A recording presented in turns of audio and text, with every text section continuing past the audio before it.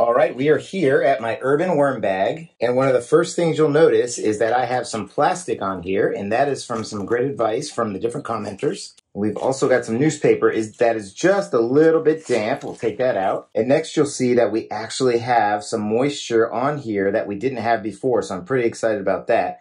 And I'm still controlling the temperature with these frozen water bottles. Now, until I figure out if it's the temperature of the sun or the food that is causing the problems, I'm going to keep trying to investigate that and make sure it cools down. And look at this, right away we're seeing all kinds of good worms in here. So one of the objectives that I have for this round is we're going to try and mix in all this dry stuff with the more wet cardboard shreds that we have in here. Now again, normally, if this was a full urban worm bag all the way to almost to the top, I wouldn't be mixing it around so much or digging in it. But because this is brand new, that's what we're going to do.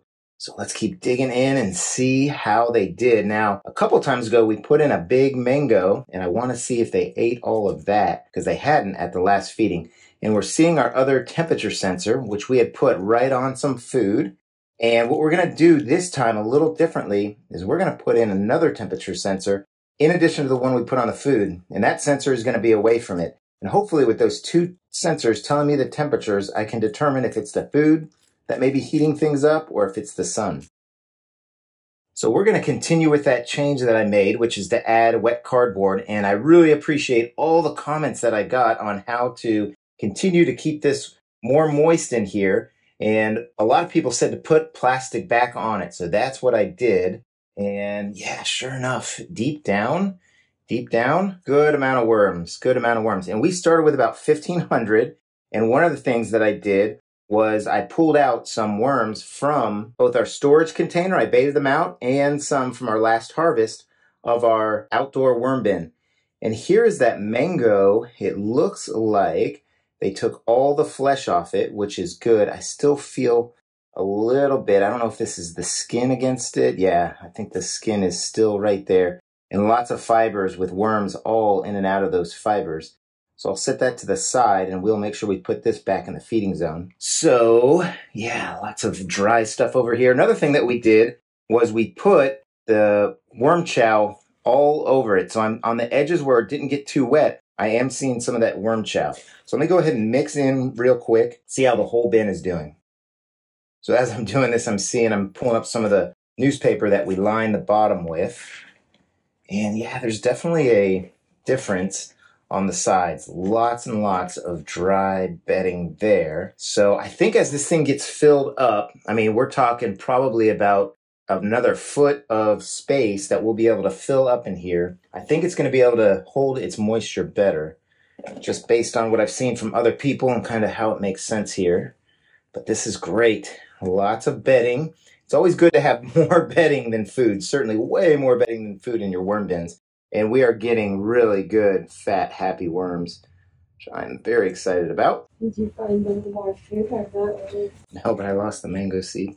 Oh, shoot. Oh, well. All right, so what I've done is I've created a little hole here where we're going to put our new feeding in, and I've collected some of that bedding and newspaper, and I think this was from the very first setup from our baiting station. Put that in there. And what we're going to do is put a temperature sensor on the top of the food here, and then probably one over here to kind of see the different temperatures. So I'm going to start with just a little bit more wet shredded cardboard on the bottom layer right there. And then next, I'll just put in some of the food scraps that we were thinking about doing. Now, I've got to remember that we only have about 1,800 worms in here, so I don't want to overload it too much with food. But at the same time, I want to give them a good mix of fast and slow food, so there's some lettuce. And I think we'll put our temperature sensor right there. And then finally, hopefully I don't regret it, but we're going to put our watermelon right on top of it, right like that. Next, we're going to go in with some of our worm chow, and I'll do the same thing. I'll just kind of put it all over so that they can eat it throughout the bin. And then we'll add some coffee grounds, which again is another food source. I'll do the same thing with them. And I've got to thank a particular commenter who has run an urban worm bag for a while, and he gave me some great tips. And one of the ones I followed right away was to put a container underneath. I had taken off the bottom just because I wanted to see how much it dripped. But he said, put a container underneath because the liquid that drips out of there will stain your lanai. So thank you very much. And sure enough, one of the Ziploc bags that I had frozen water in that I just kind of like to set on top of it had burst, and it released all its water, and I had 2 big drips in that container. So this is just some eggshell grit pulverized, and the worms use it for their digestion. They have gizzards. So next we'll go ahead and add some more of our wet cardboard shreds right here. And I'm gonna add a bunch right here, and then I'll bury it, and then I'll add some more to the top. Try to keep that top more moist. So we'll go ahead and make sure this feeding is really buried right over here on this side, and there'll probably be like a little hump here, and I'll know where we fed.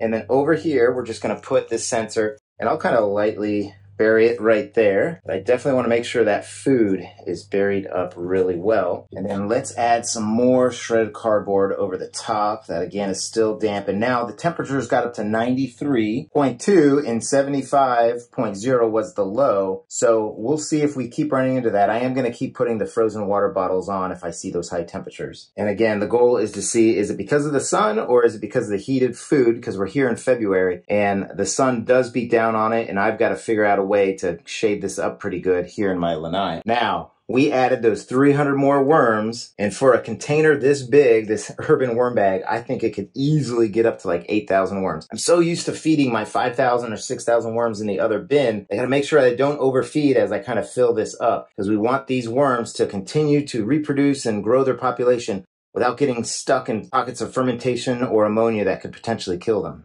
So let's go ahead and add our newspaper on top, and then we'll add our plastic as well. So I hope you've enjoyed this. I hope you're all having a great day. I hope your worm bins are doing well. So happy vermicomposting, everybody. Take care now.